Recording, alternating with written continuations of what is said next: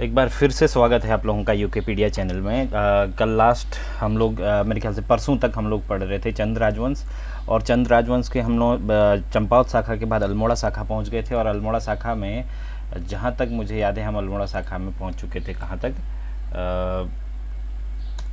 लक्ष्मण चंद तक। लक्ष्मण चंद तक हम पढ़ चुके थे। लक्ष्मण चंद को पढ़ने के बाद हम लोग आगे बढ़ रहे थे तो दिलीप चंद के बाद आपका तिरमल्ल चंद, और तिरमल चंद के बाद बाज बहादुर चंद आने वाले हैं।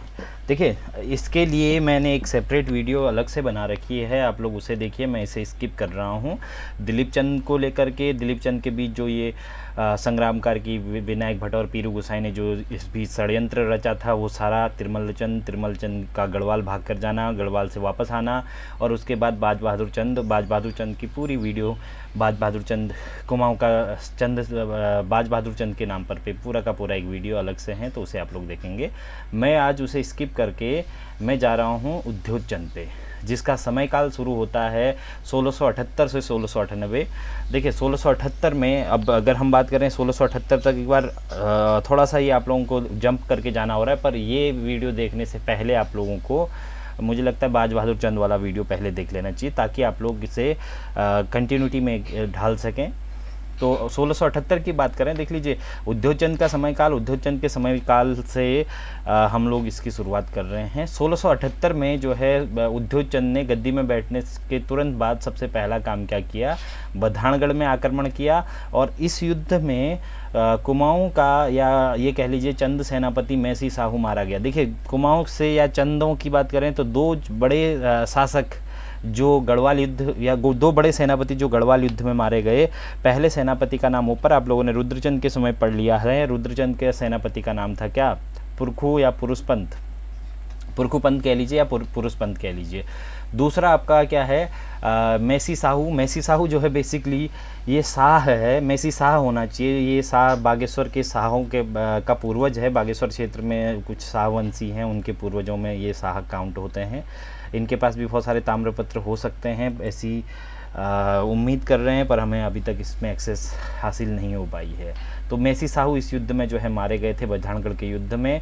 और देखिए आगे अगर इसके पूरे उद्योत चंद के टाइम पीरियड को देखेंगे तो पूरा का पूरा संधि और युद्ध में ही जो है इसका पूरा समय निकल जाएगा। जैसे देखिए पहला युद्ध तो 1678 में ही गढ़वाल से लड़ा, फिर 1683 से 85 तक इसने डोटी शासक को हरा करके, जो डोटी का ग्रीष्मकालीन जो राजधानी हुआ करती थी अजमेरगढ़, तो अजमेरगढ़ के किले को पर कब्जा किया, और फिर खेरीगढ़ के किले पर भी इसने कब्जा किया। दो बड़े किलों को, या दो क्या बोलते हैं, डोटिये के शासक के दो जो अभेद्य किले माने जाते थे, उन किलों पर आक्रमण कर जो है इसने कब्जा किया। इसके बाद 1688 में इसकी डोटी से संधि हुई। डोटी से युद्ध न करने के एवज में संधि हुई, पर 1696 में ही डोटी ने संधि का उल्लंघन किया, और इसके खिलाफ जो है दोबारा युद्ध हुआ, और उद्योत चंद इस युद्ध में जो है हार का सामना करना पड़ा। और यहाँ देखिए एक और सेनापति इसका मारा गया, शिरोमणि जोशी। याद रखिएगा वह चंद सेनापति जो डोटी युद्ध में मारा गया, या उद्योत चंद का वह सेनापति जो डोटी युद्ध में मारा गया, या शिरोमणि जोशी जो है कौन से युद्ध में मारा गया, तो याद रखेंगे ये डोटी युद्ध में जो है मारा गया। और उद्योत चंद की बात करें तो देख लीजिए इसके समय में जो महत्वपूर्ण घटनाक्रम घटित हुआ है, उसमें देखिए सबसे महत्वपूर्ण है, इसने काशीपुर में जो है आम का बगीचा लगाया था, जिसे बाद में जो है नागन सती के बाग का दर्जा मिलता है, नाम मिला है, नागन सती का बाग कहा गया है। इसके संबंध में कहा जाता है कि ये जो है विद्वानों को संरक्षण देता था, और इसके समय काल में एक बहुत महत्वपूर्ण विद्वान, याद रखेंगे अभी मैं इस विद्वान का पूरा थोड़ा सा जीवन वृत्त मैं आप लोगों के साथ लेकर के चल रहा हूँ। इसके समय जो है एक विद्वान जो कि शिवाजी यानी कि मराठा सरदार शिवाजी के दरबारी कवि जो है थे मतीराम जो है, मतीराम का जो है कुमाऊँ आगमन हुआ था, और मतीराम के कुमाऊँ आगमन में जो है मतीराम को इसने सम्मानित किया। और मतीराम को सम्मानित करने के बाद माना ये जाता, देखिए मतीराम उस समय जहांगीर के समकालीन भी है। अगर दिल्ली सल्तनत की बात करें तो मतीराम ने जहांगीर के समकालीन या जहांगीर के राज दरबार में 1699 में एक पुस्तक, एक ग्रंथ लिखा था, जिस ग्रंथ का नाम है फूल मंजरी। फूल मंजरी ग्रंथ लिखने के बाद इनके जो क्या बोलते हैं कवि मतीराम जो है, मतीराम बेसिकली मतीराम की बात करें तो ये कान्यकुब्ज ब्राह्मण यानी कि कानपुर के तिवारियों में से आते हैं। कानपुर के तिवारी फैमिली से जो है यहाँ ये बिलोंग करते थे मतीराम। और जब ये जहांगीर के समय फूल मंजरी लिखने के बाद ये कुमाऊं के शासक के यहाँ आए, यानी कि कुमाऊं का शासक उस समय उद्योतचंद था। उद्योतचंद ने जो है इसे क्या बोलते हैं सम्मानित किया। और फिर ये जाएंगे कहाँ, गढ़वाल। मतीराम जो है गढ़वाल जाता है और गढ़वाल में जाने के बाद फतेहपति शाह के समय जो है फतेहपति शाह ने जो है इन्हें सम्मानित किया। और फतेहपति शाह ने जो है इन्हें अपने ही राजाश्रय में भूमि दान करी।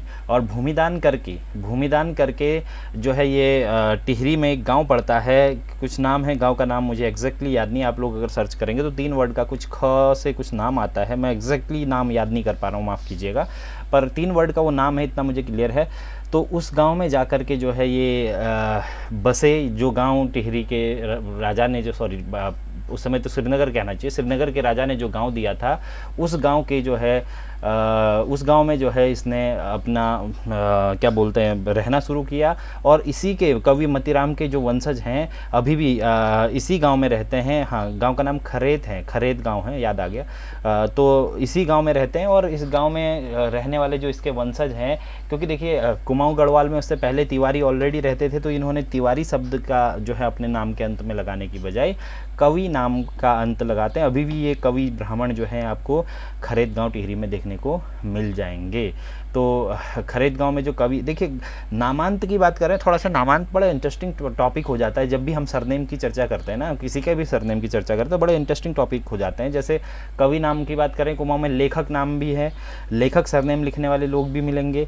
गढ़वाल में लेखवार लिखने वाले भी मिल जाएंगे। तो ये बहुत ज़्यादा डिफ्रेंशिएट नहीं करती चीज़ें। देखिए जो ये तो जो ऐसे कवि नामांत तो उनके पूर्वज के नाम के हिसाब से, उनके पूर्वज के कार्य, कवि का कार्य था, कवि के नाम से जाना जाता था, कवि मतीराम कवि या कवि मतीराम कहा जाता था। तो उसके वंशजों ने जो है कवि लिखना शुरू कर दिया। पर लेखवार जो है, लेखवार बेसिकली पैन्युली हुआ करते थे मूल रूप से। लेखवार जो गढ़वाल में मिलते हैं वो राजा के क्या बोलते हैं लिखवार हुआ करते थे। यानी कि ये कह लीजिए कि जो राज्य में लेखक की भूमिका निभाता था, तो उसे जो है लेखवार कहा गया। गढ़वाल में पैन्युली मूल उनका था। और कुमाऊं में जो है लेखवार की भूमिका, जो लिखने वाले की भूमिका वो जोशी निभाते थे। अब वो लोग जोशी न लिखकर लेखक ही लिखते हैं। अपने आप को डिफ्रेंशिएट करने का एक तरीका है नामांत लिखने में या नामांतों में। मैं आप लोगों को जब आगे हम लोग कभी उत्तराखंड में जाति व्यवस्था और जनजातियाँ पढ़ेंगे ना, तो उस समय मैं ये नामांतों की थोड़ा सा कहानी ज़रूर आप लोगों को बताऊँगा। तो याद रखिएगा, खरेत गांव में जो कवि नामांत वाले लोग हैं वो बेसिकली कौन थे, कवि मतीराम के वंशज थे। नेक्स्ट देखिए, इसने सिद्ध नरसिंह मंदिर और क्या बोलते हैं रिद्धिगिरी की जो है समाधि, और उद्योत चंद्रेश्वर मंदिर, यही उद्योत चंद्रेश्वर मंदिर जहां अभी वर्तमान में नंदा देवी मंदिर है, फिर त्रिपुरा सुंदरी और पार्वतीश्वर मंदिरों का जो है निर्माण करवाया था। 4 महत्वपूर्ण मंदिर याद रखिएगा, नरसिंह मंदिर, रिद्धिगिरी मंदिर, रिद्धिगिरी की समाधि, उद्योत चंद्रेश्वर मंदिर, त्रिपुरा सुंदरी मंदिर और पार्वतीश्वर मंदिरों की बात यहाँ पर हो रही है। अब एक पॉइंट आप लोगों ने विशेष तौर पर यहीं पर आप लोग सुन लीजिए, बड़ा इंटरेस्टिंग फैक्ट होता है बधानगढ़ को लेकर के।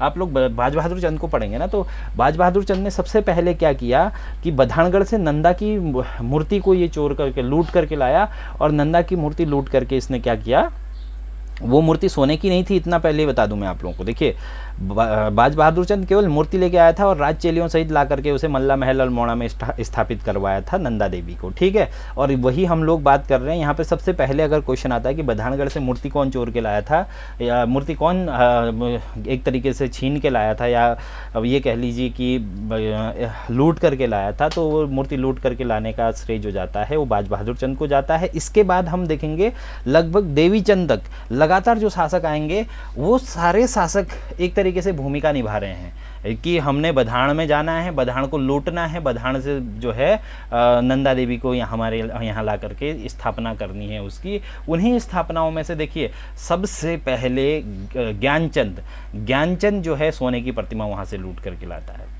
देखिए पहली मूर्ति जो लाया था वो कौन लाया था, बाज बहादुर चंद, पर पहली सोने की मूर्ति जो लाया वो ज्ञानचंद लेके आया था। याद रखिएगा, बाज बहादुर चंद जो लाया था वो सोने की मूर्ति नहीं थी। ज्ञानचंद पहला व्यक्ति था, पहला शासक था जिसने सोने की मूर्ति लेकर के अपने यहाँ स्टेबल करवाया। और उसके बाद देखिए जगतचंद ने, उसके बाद आने वाले शासकों में जगतचंद ने आक्रमण किया, और जब उसे सोने की मूर्ति नहीं मिली तो आक्रमण करने के बाद उसने क्या किया, अपने ही जो सोने के सिक्के थे उनको गलाकर मूर्ति बनवाई। और फिर देवीचंद ने तो इवन देखिए देवीचंद ने क्या किया, जब उसे वो वहाँ मूर्ति नहीं मिली, इसने भी क्या किया, 4000 रुपये में जो है एक स्वयं मूर्ति बनवाई और मूर्ति लेकर के कहाँ स्थापित कर दिया, अल्मोड़ा में स्थापित कर दिया गया। तो ये इनका एक तरीके से एक पैसन बन गया था कि हमें बस बधान लूटना है, बधान जा करके जो है नंदा देवी की स्वर्ण प्रतिमा यहाँ लेकर के आना है। ठीक है, नेक्स्ट शासक देख लीजिए ज्ञानचंद 1698 से 1708। ज्ञानचंद ने गढ़वाल पर प्रथम आक्रमण 1699 में पिंडर घाटी में किया। इसी साल इसने बधान को लूटा और बधान से जो है सोने की प्रतिमा लेकर के नंदा देवी मंदिर में स्थापित करवाया। ये पॉइंट हम लोग पढ़ चुके हैं, क्लियर है ना। नेक्स्ट देखिए 1700 में इसने मल्ला सलाण में आक्रमण कर लूट खसोट की, और 1701 में फतेहपति शाह ने जो है पाली परगने को लूटा। और देखिए पहले ये लूट खसोट कर रहा है, फिर फतेहपति शाह ने जो है पाली परगने को लूटा। सन 1703 में दुधौली या महल चोरी का युद्ध हुआ, जिसमें श्रीनगर के शासक जो है फतेहपति शाह और कुमाऊं के शासक जो है ज्ञानचंद के बीच ये युद्ध होता है। इस युद्ध में ज्ञानचंद ने अलकनंदा क्षेत्र तक अधिकार कर लिया था, यानी कि अलकनंदा नदी की सीमा तक इसने अधिकार कर लिया था। और सबसे महत्वपूर्ण देख लीजिए, जो अगर हम निर्माण कार्यों की बात करें, मैं थोड़ा सा इस वीडियो को जल्दी ख़त्म करना चाहूँगा, मतलब इस सेशन को ही हम लोग जल्दी ख़त्म करेंगे। ये जो सीरीज चल रही है इसलिए मैं ज़्यादा डिटेल से इसमें जा नहीं रहा। हम लोग देखते हैं जितनी चीज़ें यहाँ पर मेंशन है उसी को लेकर के हम लोग चर्चा कर रहे हैं। ठीक है, इसने देखिए कत्यूर घाटी बैजनाथ में जो है बद्रीनाथ मंदिर का निर्माण करवाया है। ये जो बद्रीनाथ का मंदिर है, मैं आप लोगों को बात करूँ इस मंदिर की, तो बैजनाथ घाटी के गढ़सेर मंदिर में ये अभी भी बद्रीनाथ का मंदिर अभी भी स्टेबल है। 1703-4 का ये मंदिर है और ये मंदिर अभी भी स्टेब्लिश है। यहाँ 2 ताम्रपत्र और करीब 3 अभिलेख इस क्षेत्र से हमें अब तक प्राप्त हो गए। और परसों शायद मैं आप लोगों को ग्रुप के माध्यम से एक शेयर कर रहा था, सबसे पुराना जो अब तक का हमें वो मिल रहा है, इसी बद्रीनाथ मंदिर से हमें उस चीज़ का जिक्र मिल रहा है जो बेगार को लेकर के राजा के द्वारा, मैंने बोला था शायद फ़ोटो आप लोगों को शेयर करी थी उस अभिलेख की, यहाँ मैंने उस अभिलेख को मेंशन नहीं किया। ये अभी हाल ही में इसी महीने मुझे लग रहा है कि हमें मई में ही वो अभिलेख मिला था, किसी फेसबुक पोस्ट के माध्यम से मालूम हुआ वो बद्रीनाथ मंदिर से था। तो उसमें जो है बेगार प्रथा वगैरह वगैरह का जिक्र किया गया है। उसके इतर 2 अभिलेख ऑलरेडी उसके मौजूद हैं जो मंदिर की दीवार पर हैं। उसके अलावा मंदिर के जो ताम्रपत्र है, ताम्रपत्रों की संख्या 2 है। 2 में से हम एक ही पर अभी तक एक्सेस कर पाए हैं। एक्सेस भी क्या, हम लोगों को जो फ़ोटो मिल पाई है उस पर हम बात कर रहे हैं। जो नेक्स्ट देखिए 1704 में इसने डोटी अभियान शुरू किया और बहुत जल्दी, अब अगर इसका टाइम पीरियड देखते हैं तो देखिए ज़्यादा समय इसका हुआ भी नहीं था, करीब 8-10 साल इसने शासन किया और जो है क्या बोलते हैं, इसका निधन हो गया। और फिर अगला शासक जो आता है जगतचंद 1708 से 1720।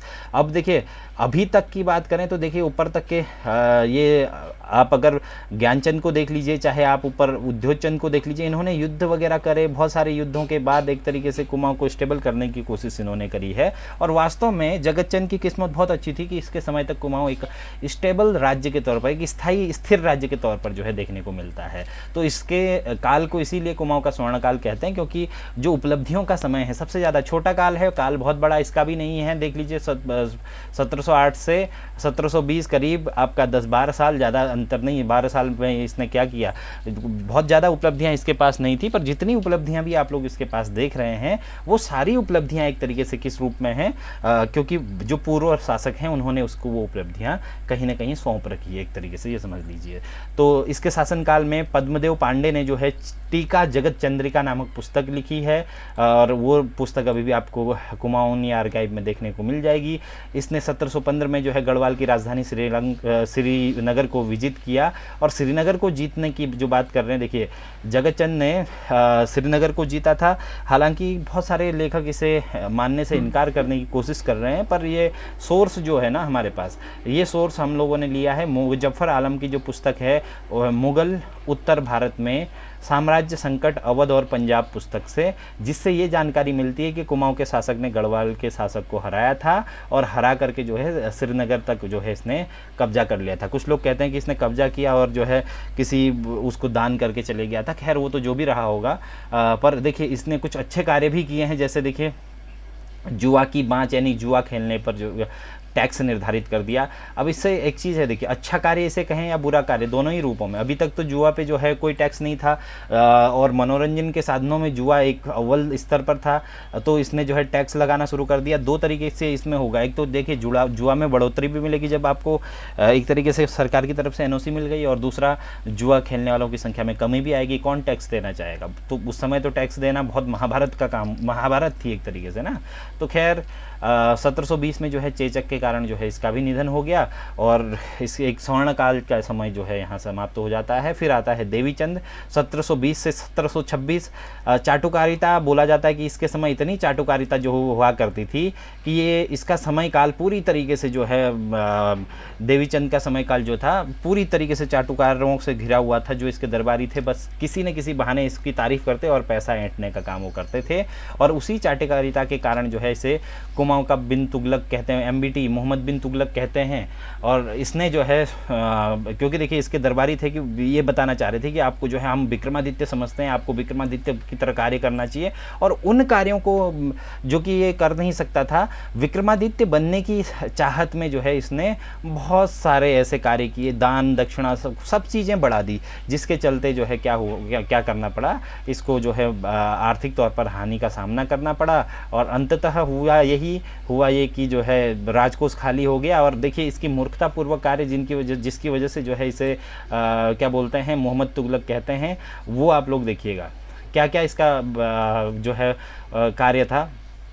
सबसे पहले देखिए इसने क्या किया, इसने अपने पूर्वजों की भांति ये चाहता था कि अपने पूर्वजों की भांति ये भी श्रीनगर को जीते, पर श्रीनगर जीतने से पहले इसने क्या किया, जैसे देखिए अल्मोड़ा में अगर आप हवालबाग कोसी नदी की वैली पे जाएंगे, हवालबाग का क्षेत्र बहुत ठंडा क्षेत्र है, तो हवालबाग के क्षेत्र में जब ये गया तो इसने क्या किया, जो चीड़ के पेड़ थे उन चीड़ के पेड़ों को ये कहा कि इनको जो है क्या किया जाए, इनको जो है वस्त्रों से ढक दो, शायद इनको ठंड लगती होगी रात को, हमें इतनी ठंड लग रही तो इनको ज़्यादा ठंड लगती होगी, और ठंड न लगे इसके लिए उसने वस्त्रों से, कीमती वस्त्रों से, बोलते हैं कि जो कालीन वगैरह उससे उसे ढकवा दिया। और बाद में उसे अपनी मूर्खता का एहसास हुआ तो उसने बोला कि स्थानीय जनता उसे लूट करके अपने घरों में ले जाए, और लिया गया, सीधी सी बात है। दूसरा मैंने जैसा कह रहा था, ये क्या चाह रहा था, अपने पूर्वजों की भांति श्रीनगर तक मैं भी जीतूं, तो इसे पता था ये था तो एक नंबर का आलसी व्यक्ति, और आलसी होने के साथ ही देखिए क्या किया इसने, हवालबाग के पास ही किसी एक पहाड़ी का नाम श्रीनगर रखा, ठीक है, और श्रीनगर रखा और बड़ी शांति से उसे जीता। और फिर पहाड़ी को देखिए, खाली पहाड़ी को पहले तो उसका नाम श्रीनगर रख दिया। अब वो श्रीनगर जीत तो नहीं सकता था, उसे पता था, तो उसने क्या किया, पहाड़ी का नाम श्रीनगर रख दिया। वैसे देखा जाए तो युद्ध ऐसे ही करने चाहिए, क्यों, जिससे क्या होगा, इतनी सरलता हो जाएगी कि भाई न खून खराबा ना कुछ, क्या बोलते हैं, राजा की मन की शांति भी हो जाएगी कि मैंने श्रीनगर जीत लिया या मैंने फलां राज्य जीत लिया। ऐसे ही गोरखे भी कर देते ना, किसी पहाड़ का नाम कुमाऊं, किसी पहाड़ का नाम गढ़वाल रख देते तो कम से कम उनको आना ना पड़ता, इतनी जान नहीं गंवानी पड़ती। खैर जो भी कुछ रहा, अब देखिए इसने इतनी मूर्खतापूर्वक काम किया। अब आप लोगों को खुद ही हंसी आएगी, कोई भी शासक है और दरबारी कितने ज़्यादा जो है चापलूस हुआ करते होंगे कि उसकी हाँ में हाँ मिला रहे हैं। पहाड़ी का नाम श्रीनगर रखा, जीत करके जो है, और जीता ही नहीं बल्कि जीतने के बाद राज की जश्न भी इसने मनाया, बोला कि हम विजय हुआ है, और विजय उत्सव जो है इसने मनाया, और क्या बोलते हैं विजय उत्सव मनाया। अब आप लोग सोचिए कितना जो है राजकोष में जो है क्षति पहुंची होगी, राजकोष में जो है हानि पहुंची होगी। और इसी ने जो है देखिए, इसी ने अपने एक अफ़गान व्यक्ति दाऊद खां को अपना सेनापति नियुक्त किया था। और यहाँ से आप लोग देखेंगे, यहाँ से नहीं बल्कि बाज बहादुर चंद के समय से जो है अल्मोड़ा में चंदों के अधीन जो है मुस्लिम व्यक्तियों का या मुस्लिमों का जो है क्या बोलते हैं चंद शासनकाल में योगदान शुरू हो जाता है। और इसके समय तो ये बहुत बड़ा प्रचर्चित मुद्दा रहा था, बहुत विरोधों का सामना इसे करना पड़ा था। दाऊद खां को जो है इसने अपना सेनापति नियुक्त किया, और उसे दिल्ली और जो है रोहिलखंड के विरुद्ध क्या बोलते हैं सहयोग भी दिया, क्योंकि दाऊद खां जो है भाग करके आया था। और इसने जो है दिल्ली के एक शहजादे साबिर शाह को भी जो है कुमाऊं में शरण दी, ऐसा कहा जाता है। अब इसे साबिर शाह कौन था इसके बारे में बहुत ज़्यादा डिटेल नहीं उपलब्ध होती है। अब हम बात करें अजीत चंद की। देखिए मुझे लगता है बहुत जल्दी ये समय काल ख़त्म होने वाला है। अजीत चंद की बात करें तो 1726 से 1730 तक ये जो है राजा रहा। दरअसल क्या हुआ, देखिए क्या बोलते हैं, देवीचंद के समय स्थिति इतनी ज़्यादा ख़राब हो गई थी कि जो चापलूस थे, चापलूसों में से सबसे बड़े जो क्या बोलते हैं, चापलूसों में जो सबसे बड़ा नाम आता है वो गेड़ाओं का आता है। गेड़ाओं में कौन थे, माणिक गेड़ा और जो है पूरनमल गेड़ा। माणिक चंद लिख दिया गया है, चंद नहीं है बल्कि माणिक गेड़ा और उसका पुत्र पूरनमल गेड़ा था। गेड़ा बिष्ट लिखते हैं। और इनका पूरी तरीके से चंद प्रशासन में नियंत्रण था और जनता के ऊपर जो है इन्होंने इतने टैक्स लगाए थे कि उन्हीं टैक्सों के चलते और इनकी जो आताताई थी उसको कुमाऊं के शासन में गेड़ागर्दी कहते हैं। खैर उसी गेड़ागर्दी की बात करें तो देवीचंद की हत्या भी इन्हीं बिष्ट जो गेड़ा बिष्ट थे इन्होंने कर दी थी, जिसके बाद शासन पर उन्होंने पूरा कब्जा कर लिया। और क्योंकि क्या बोलते हैं, चंद खानदान यानी कि देवीचंद के कोई वंशज उत्तराधिकारी थे नहीं, तो ये लोग जो है जम करके अपना शासन करने शुरू कर चुके थे। और जब शासन करना शुरू कर चुके थे तो अब जो देखिए आप एक चीज़ कॉमनली समझिएगा, जब भी कुमाऊं में संकट आएगा, कुमाऊं में कभी भी संकट आएगा तो महर और फरत्याल जो धड़े हैं, महर और फरत्याल धड़े एक हो जाते थे और वो कुमाऊं की गद्दी को बचाने की कोशिश करते थे। उनके अलावा कोई और जो है कहाँ शामिल नहीं हो सकता था, प्रशासन में शामिल नहीं हो सकता था, या ये कह लें कि चंदों के अलावा, चंद राजवंशियों के अलावा वो किसी को भी गद्दी में नहीं बैठने देते थे। इसी कड़ी में मैं आप लोगों को बोलूँ, देखिए यहाँ पर भी ऐसा ही हुआ, जब गेड़ा बिष्टों ने जो है शासन पर अधिकार कर लिया तो अब अन्य जो धड़े थे उन्होंने चंद खानदान के कुंवरों को ढूंढना शुरू कर दिया, यानी कि राजकुमारों को ढूंढना शुरू कर दिया।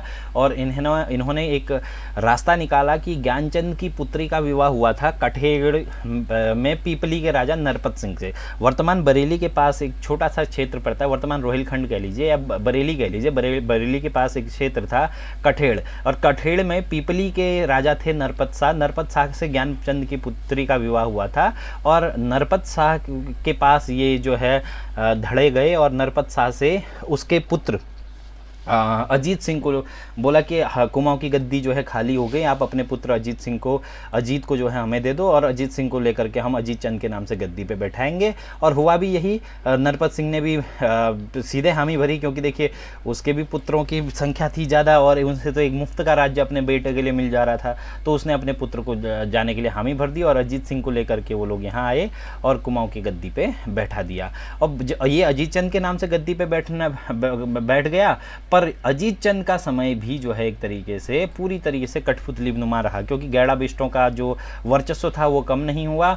माणिक गेड़ा और पूरनमल गेड़ा ने जो है पूरी तरीके से शासन अपने कब्जे में ले रखा था। इसी के समय काल के जो शासन को कुमाऊं के इतिहास में गेड़ागर्दी कहते हैं।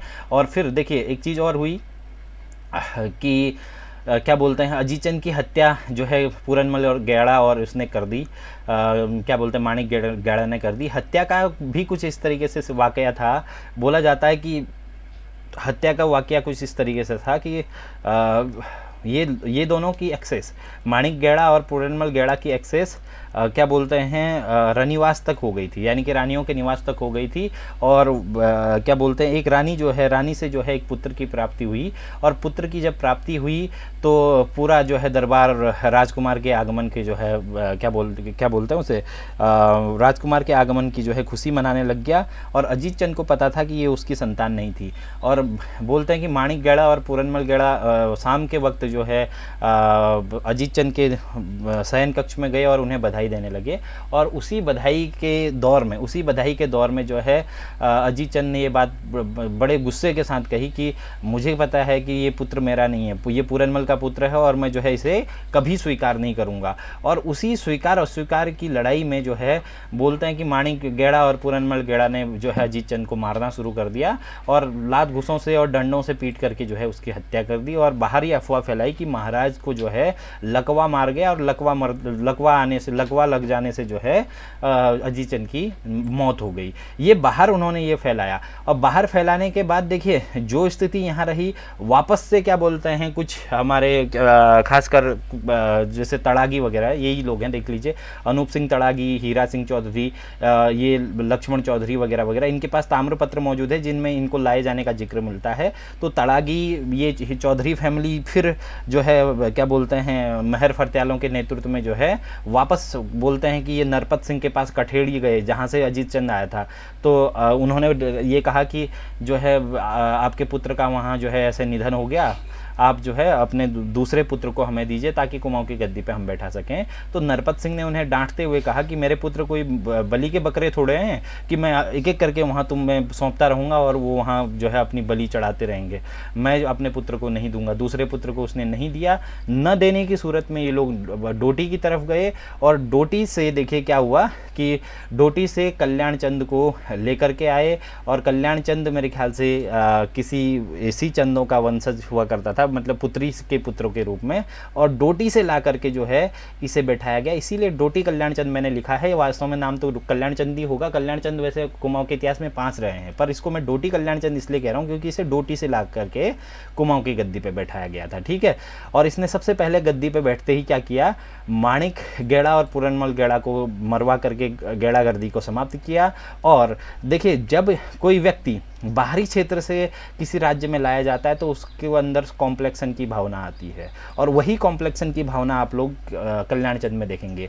उसे इस बात का डर था कि कल के दिन जो राज्य क्षेत्र के अन्य चंद राजवंशी हैं वो मेरी को क्या करेंगे, मेरा विरोध करेंगे, और मेरा विरोध इसलिए करेंगे कि मैं तो डोटी से लाया गया हूँ, और ये विरोध न करें इसके लिए इसने क्या किया, राज्य क्षेत्र में जितने चंदवंशी थे उनको मरवाना शुरू कर दिया। यही कारण है, देखिए आप बात करें टिहरी में पवार हैं जो राजा के वंशज हैं वो मौजूद हैं, पर अल्मोड़ा में क्योंकि देखिए चंदों का शासन होने के बावजूद भी वर्तमान में अल्मोड़ा में चंदों का जो है एक तरीके से अस्तित्व देखने को नहीं मिलता। उसका बड़ा कारण यही था क्योंकि कल्याण चंद के समय चंद राजवंशियों को जब मरवाने की परंपरा शुरू हो गई, मरवाना शुरू कर दिया, तो अधिकतर चंद राजवंशी भाग करके दूर दूर बस गए, और अभी वो बहुत इंटीरियर क्षेत्रों में आप लोगों को ये चंद देखने को मिलेंगे। अल्मोड़ा मुख्य में कोई चंद अन्य बचे ही नहीं। और देखिए इसने फिर क्या किया, अपने आप को सेफ करने के लिए जो है अल्मोड़ा में चौमहला महल का निर्माण करवाया, वही चौमहला महल जहाँ पर बाद में गोरखे कब्जा करेंगे।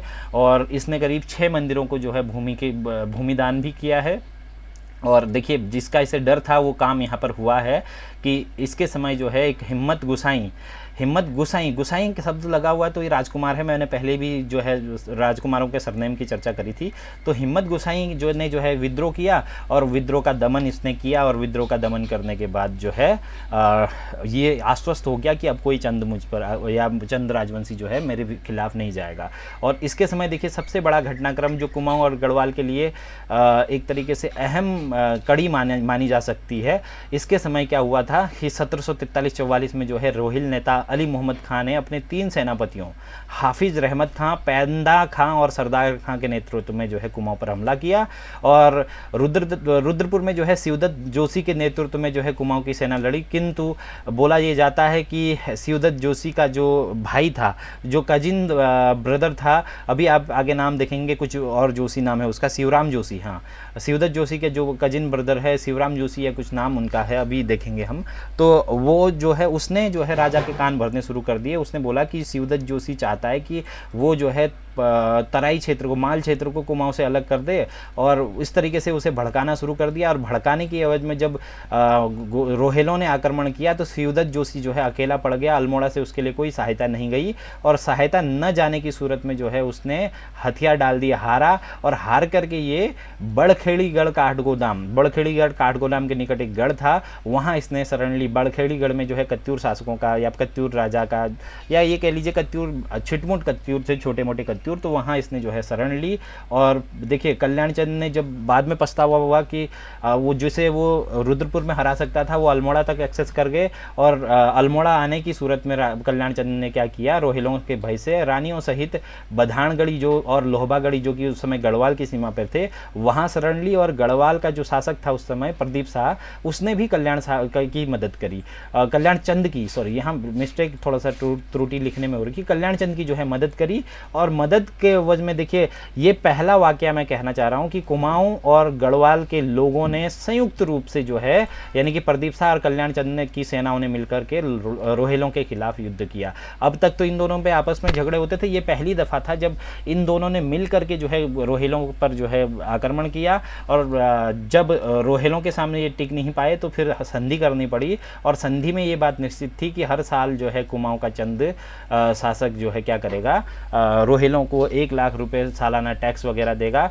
और इसको छुड़ाने के एवज में 1 लाख रुपए तुरंत देने थे, तो 1 लाख रुपए जो है प्रदीप शाह ने इसकी मदद करी। और प्रदीप शाह के मदद के बाद जो है कल्याण चंद ने वापस जो है कुमाऊं की गद्दी हासिल की। और हर साल जो है पैसा न दे पाने की वजह से जो है तुरंत ही जो है दूसरी बार 1745 में रोहिलों ने आक्रमण कर दिया। और बाड़ाखेड़ी के निकट जो है रोहिलों की सेना जो कि रजब खां के नेतृत्व में आई थी, अब शिवदेव जोशी थोड़ा सख्त हो गए थे, यहाँ थोड़ा मजबूत हो गए थे इस तरफ, तो शिवदेव जोशी की नेतृत्व वाली जो चंद सेना थी या कुमाऊनी सेना थी, उन्होंने जो है रोहिलों को बाड़ाखेड़ी क्षेत्र में ही हरा दिया था, यानी कि अब वो अल्मोड़ा तक नहीं पहुंच पाए थे। उसके बाद आते हैं देखिए अगला शासक दीपचंद। दीपचंद की बात करें तो देखिए दीपचंद, मुझे लग रहा है कि दीपचंद 1747-77 तक तो हम पहुंच गए हैं, और फिर कुछ ही युद्ध बचते हैं, और फिर हम थोड़ा सा मुझे लग रहा है मोहनचंद बगवाली पोखर का युद्ध इसे नेक्स्ट डे के लिए मैं छोड़ देता हूं। जोशियाणी क्या थी, जोशियाणा क्या था, उसे भी लेंगे। और क्योंकि मुझे सबसे अहम ये वाला पॉइंट समझाना है तो मैं कल इसे लूँगा। कुमाऊँ में 1790 में आक्रमण हुआ था या 1791 में, ये वाला पॉइंट मुझे ज़्यादा समझाना थोड़ा सा लगेगा मुझे समय, तो मुझे लग रहा है कल के लिए आधे घंटे का टॉपिक हम लोग छोड़ देते हैं। आज इसे यहीं पे ख़त्म करते हैं, और कल हम चंद राजवंश को ख़त्म करेंगे 5वें भाग में, और उसके बाद ज्योग्राफी शुरू करेंगे। आप लोग कमेंट करके ज़रूर बताया करें कि सेशन कैसा लगता है। अगर देखिए अच्छा लगता है तो मुझे भी जो है मोटिवेशन मिलता है कि मुझे आगे बढ़ाना चाहिए। बहुत सारी चीज़ों में ऐसा होता है ना कि आप लोग अगर पसंद ही नहीं आ रहा है तो फिर मुझे बनाने का फ़ायदा क्या, मुझे अपने उसमें मुझे आधा 1 घंटा बर्बाद करके आपके सामने आने का फ़ायदा क्या जब आप लोगों को इसका लाभ ही ना मिल रहा हो। इसलिए कमेंट करके ज़रूर बताएं। आज के लिए थैंक यू, शुक्रिया।